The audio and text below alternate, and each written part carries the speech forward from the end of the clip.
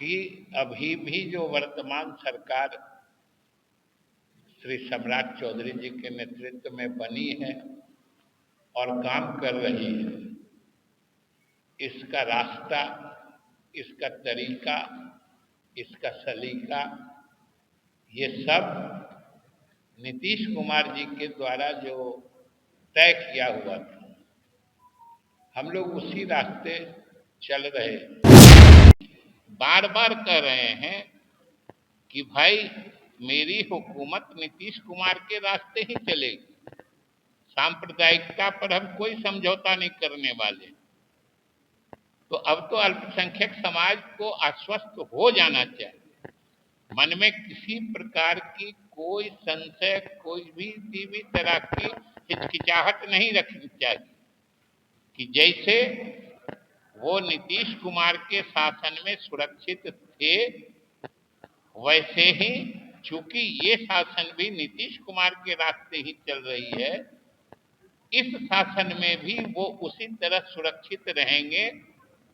उनको कोई जबरदस्ती तक तबाह नहीं कर सकता कि भाई इतने झूठे और फरेबी विपक्ष की नीतियां इस प्रदेश में अब और अधिक चलने वाली नहीं है।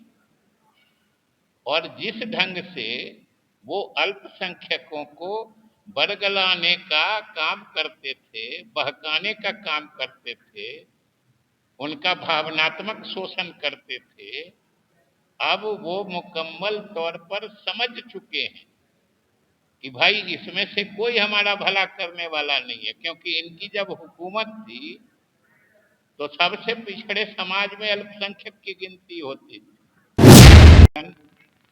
यहाँ उपस्थित सभी मीडिया के साथीगण, हम तो अध्यक्ष जी को धन्यवाद देते हैं, नहीं तो हमको तो लग रहा था कि इस प्रेस कॉन्फ्रेंस का मुद्दा जो भी हो, ये हम ही को मुद्दा बनाए जा रहे थे, हम ही को बोले जा रहे हैं। इसलिए इनको धन्यवाद देते हैं कि बीच में छोड़े बात को, जो कुछ हम लोग आपस में बात कर पाए। साथियों, आज मुख्य रूप से एक बात जो आप बराबर सुनते हैं, या हम लोगों की तरफ से, हमारे पार्टी की तरफ से भी और सरकार की तरफ से भी, मुख्यमंत्री की तरफ से भी, ये बात लगातार आप लोगों के माध्यम से बिहार की जनता को हम लोग बताते रहे हैं, आश्वस्त करते रहे हैं कि अभी भी जो वर्तमान सरकार श्री सम्राट चौधरी जी के नेतृत्व में बनी है और काम कर रही है, इसका रास्ता, इसका तरीका, इसका सलीका, ये सब नीतीश कुमार जी के द्वारा जो तय किया हुआ था, हम लोग उसी रास्ते चल रहे हैं और चलेंगे भी आगे। और आज खास तौर से हम आपको जो मुख्यमंत्री जी का वक्तव्य बाहर भी आया है, विश्वास मत के दौरान उन्होंने विधानसभा में भी अपनी बात रखते हुए कहा था कि नीतीश जी के कार्यक्रम को तो हम आगे बढ़ाएंगे, और नीतीश कुमार जी के शासन में जिस तरीके से 3C से जो कोई कॉम्प्रोमाइज करने की बात नहीं थी, क्राइम, करप्शन और कम्युनलिज्म, तो ये बात तो उन्होंने सदन के माध्यम से जनता को आश्वस्त किया ही है। आज मैं विशेष रूप से उसका जो तीसरा मुद्दा है कि अपराध और भ्रष्टाचार के साथ सांप्रदायिकता पर भी जो सरकार की जीरो टॉलरेंस की नीति है, ये ध्यान देने की बात है। क्योंकि बराबर इस बात को, इस मुद्दे से खेलने की और इस मुद्दे को भड़काने की कोशिश हमारे विपक्ष के साथी करते रहते हैं कि हमारे मुख्यमंत्री जी ने स्पष्ट कह दिया है कि सांप्रदायिकता पर भी जो जीरो टॉलरेंस की नीति नीतीश कुमार जी के समय में चल रही थी, आगे भी वही चलेगी। ये बड़ी स्पष्टता से उन्होंने कहा।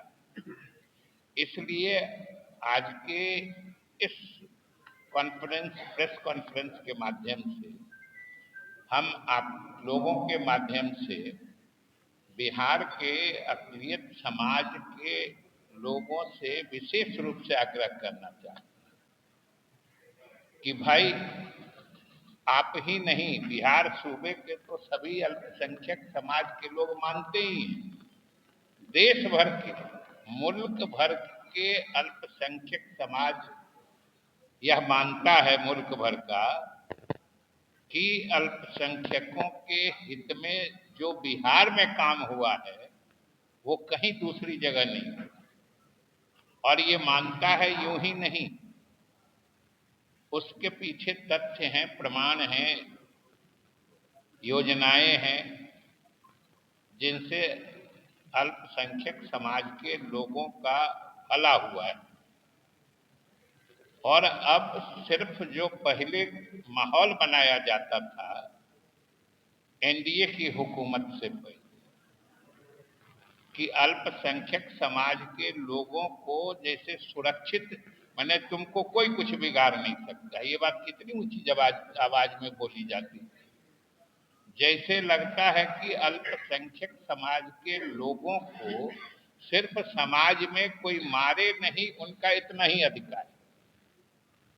उनको आगे बढ़ने का अधिकार नहीं है, उनको तालीम हासिल करने का अधिकार नहीं है, उनको नौकरी में जाने का अधिकार नहीं है, उनको तालीम याफ्ता बना के सरकारी नौकरियों में पहुंचा के उनकी माली हालत सुधारा जाए, ये न सरकार की नीति होती है। लेकिन आप याद कर लीजिए, और मैं चुनौती के साथ कहता कि एनडीए की हुकूमत बनने से पहले याद कर लीजिए जो पीछे के शासनकाल थे दोनों खंड में, कि कभी उनकी माली हालत सुधारने का कोई मंसूबा यानी योजना नहीं तैयार किया जाता। बार बार कह रहे हैं कि भाई मेरी हुकूमत नीतीश कुमार के रास्ते ही चलेगी, सांप्रदायिकता पर हम कोई समझौता नहीं करने वाले। तो अब तो अल्पसंख्यक समाज को आश्वस्त हो जाना चाहिए, मन में किसी प्रकार की कोई संशय, कोई भी तरह की हिचकिचाहट नहीं रखनी चाहिए कि जैसे वो नीतीश कुमार के शासन में सुरक्षित थे, वैसे ही चूंकि ये शासन भी नीतीश कुमार के रास्ते ही चल रही है, इस शासन में भी वो उसी तरह सुरक्षित रहेंगे, उनको कोई जबरदस्ती तख्तावास नहीं कर सकता। और हमको तो एहसास है कि ये बात अल्पसंख्यक बिरादरी के लोग समझने लगे। और आज क्यों नहीं कोई विपक्ष का नेता जाएगा किसी अल्पसंख्यक मतलब बिरादरी के टोले में, तो उसको क्यों नहीं पूछेगा कि तुम तो कहते थे कि तुम्हारा नाम काट देगा, यहां तो एक भी नाम नहीं काटा। और या तो काटा किसी का तो बता दो, नहीं तो तुम खुद अपने घोषणा करो कि हम लोग झूठे हैं, हम लोग ठगते हैं, हम लोग दुष्प्रचार करते हैं। ये क्यों नहीं पूछेगा? और चाहे वक्फे का बात हो, चाहे नागरिकता कानून संशोधन कानून की बात हो, या आज 8 साल हो गया, कोई पूछेगा ना भाई कि भाई इतने जोर से समझाने आते थे कि भाई ये कानून बनाया है तुम्हारी नागरिकता खत्म कर देगा, और आज तक एक भी मिसाल नहीं बन पाई। तो हम तो यही कहेंगे कि भाई इतने झूठे और फरेबी विपक्ष की नीतियां इस प्रदेश में अब और अधिक चलने वाली नहीं है। और जिस ढंग से वो अल्पसंख्यकों को बरगलाने का काम करते थे, बहकाने का काम करते थे, उनका भावनात्मक शोषण करते थे। अब वो मुकम्मल तौर पर समझ चुके हैं कि भाई इसमें से कोई हमारा भला करने वाला नहीं है, क्योंकि इनकी जब हुकूमत थी तो सबसे पिछड़े समाज में अल्पसंख्यक की गिनती होती थी, और कोई 2005 से लेकर 25 के बीच में अल्पसंख्यक समाज में जो तरक्की हुई है उसका कोई हिसाब देख ले। जो पढ़ाई में कितना तेजी आई है, बच्चों को आगे बढ़ने में कितनी तेजी आई है, मुख्यमंत्री उद्यमी योजना से कितने लोग आगे बढ़े हैं। बाकी तो उनके सामाजिक इसमें जो कब्रिस्तान है या ये है उसकी चर्चा हम नहीं करना चाहते। हम सिर्फ जो अल्पसंख्यक गरीब समाज की माली हालत सुधारने के लिए, क्योंकि कोई समाज परिवार आगे बढ़ने का असली पैमाना उसकी आर्थिक स्थिति सुधारना ही होता है, और शिक्षा सबसे बड़ी धुरी होती है जिसके चारों तरफ विकास के काम घूमते हैं। समाज जब तक शिक्षित नहीं होता है विकास नहीं हो सकता। कोई बता दे कि 2005 के पहले अक़लियत के बच्चों को इल्म याफ्ता बनाने के लिए क्या किया गया था, और आज जितने मदरसे से लेके अलग अलग योजनाएं चलाई गई, चाहे स्टूडेंट क्रेडिट कार्ड योजना है, यहाँ हज भवन में अल्पसंख्यक समाज के जो थोड़ा मेरिट वाले बच्चे हैं उनके लिए अलग से कोचिंग की व्यवस्था की गई। और पता नहीं आप लोगों को याद होगा, अभी पिछले ही साल 2 साल पहले यहीं फुलवारी शरीफ की एक लड़की वहीं से कोचिंग करके वो यूपीएससी क्रैक करके आईएएस बन गई, वहीं से कोचिंग करके। आज समझिए उस समाज का असली हितैषी कौन हुआ कि जिसने ये नीतियां बनाई जिससे उस समाज के बच्चे आगे बढ़ रहे हैं, कि केवल भावनात्मक शोषण करने वाले। और उसमें भी क्या शोषण करेंगे, कैसे कोई शोषित हो जाएगा। सबों ने देखा है कि अल्पसंख्यकों के कातिलों को पनाह देने वाले वही लोग, लेकिन एक खासियत उनमें जबरदस्त है जिसके प्रति सचेत रहना होगा और बेदारी की वही जरूरत। ये लोग इतने कलाकार हैं कि जो इनके मददगार होते हैं उनको गुनहगार बना देते हैं, जो इनके गुनहगार होते हैं उनको मददगार समझा देते हैं। तो अब स्थिति बदल गई है, और अब किसी पार्टी का नाम का हुआ दिखा के बिहार के अल्पसंख्यकों को कोई भरमा नहीं सकता है, भड़का नहीं सकता है, बहका नहीं सकता। अरे रहते तुम्हारा कोई कुछ नहीं बिगाड़ सकता। और ये जान लीजिए कि अगर ये बोलने की जरूरत पड़े, कहीं न कहीं कुछ पेच है, कहीं न कहीं कुछ गड़बड़, कहीं न कहीं सियासत। क्योंकि जब पूरे सूबे में अमन चैन शांति रहेगी तो फिर किसको कहां कोई मार रहा है। जब किसी को कोई मारने वाला नहीं है, कोई मार नहीं रहा, तब अगर कोई अकारण बोले जा रहा है कि अगर तुमको कोई मारेगा तो हम खड़े हैं तुम्हारे लिए, ये तो खोखली मानसिकता है, बहकाने की मानसिकता है। और सबसे बड़ी बात कि जो नीतीश कुमार जी ने अल्पसंख्यकों के हित में बिहार में काम किए, जिसका असर अब सतह पर आ चुका है। आप गांव देहात में जाके किसी सुदूर गरीब अल्पसंख्यक समाज के टोले में जाके देखिए, वहां भी आपको जीविका से जुड़ी महिलाएं मिल जाएंगी, वहां भी आपको गरीब परिवार के बच्चे मिल जाएंगे जिनको वजीफा मिल रहा है, स्कूल में कपड़े ड्रेस मिल रहा है। वो अगर पास करते हैं तो उनको मुख्यमंत्री प्रोत्साहन योजना में सहायता भी मिल रही है। ये आज कोई कहने की बात नहीं है, कोई आदमी कहीं किसी जगह जाके देख सकता है। और स्वाभाविक रूप से ये नीतीश कुमार जी ने एनडीए सरकार के नेता के रूप में किया था। तो आजकल जो खामखा एक भाजपा के नाम पर हवा खड़ा करके अल्पसंख्यक समाज के का भावनात्मक शोषण किया जाता है, आज जरूरत है इस समाज में उसके प्रति बेदार होने, जागरूक होने की। कि जब कोई आपको कुछ बिगाड़ने वाला नहीं है, तब बेमतलब आपके लिए जान गंवाने वाला आदमी से क्या मतलब है भाई? जरूर कोई एजेंडा पर है, जरूर कुछ चाहता है।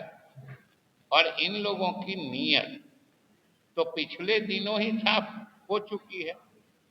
याद करिए पिछले कुछ वर्षों में इन लोगों ने क्या क्या किया अल्पसंख्यक समाज को बहकाने के लिए।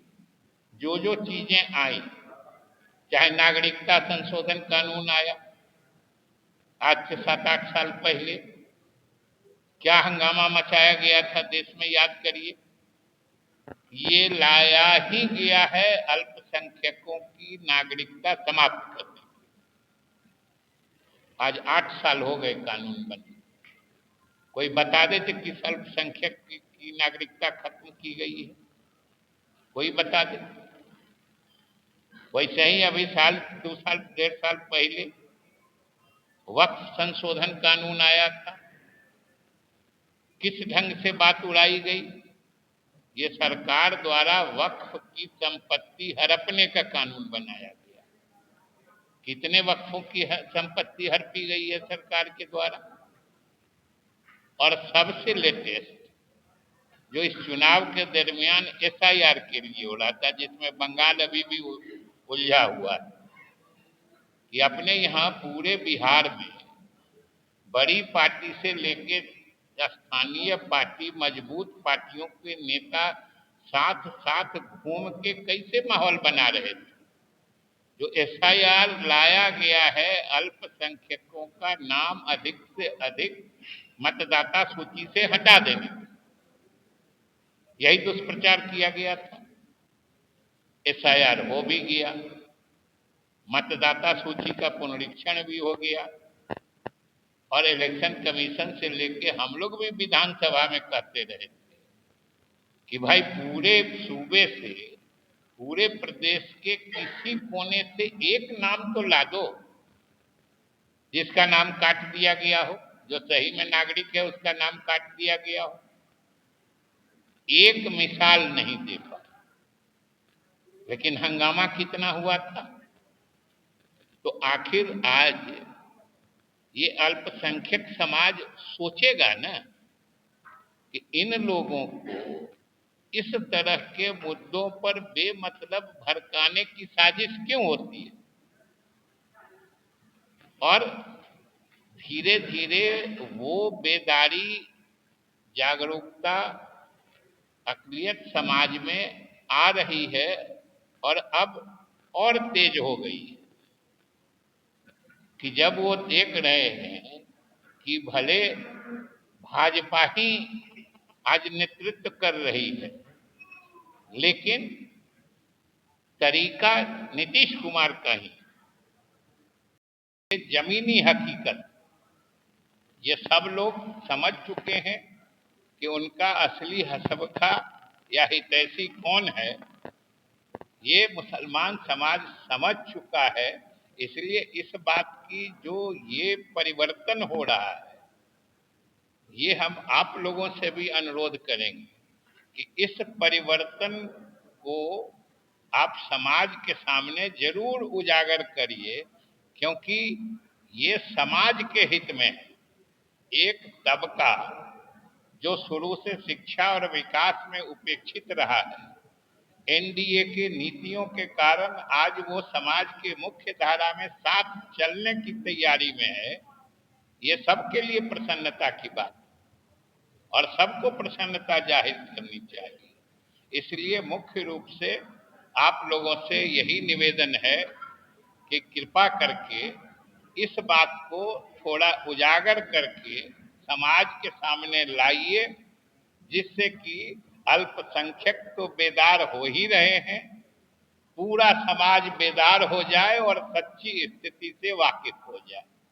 बहुत बहुत धन्यवाद। बोलिए।